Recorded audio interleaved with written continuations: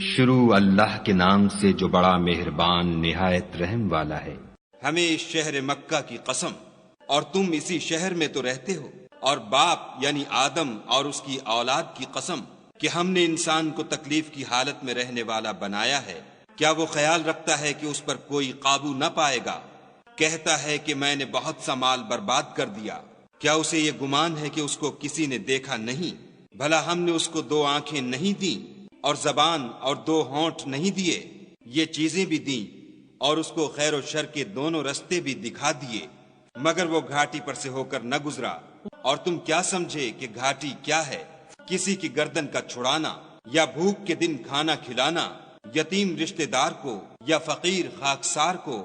پھر ان لوگوں میں بھی داخل ہوا جو ایمان لائے اور صبر کی نصیحت اور لوگوں پر شفقت کرنے کی وصیت کرتے رہے۔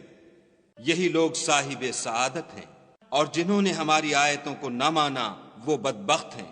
یہ لوگ آگ میں بند کر دیے جائیں گے،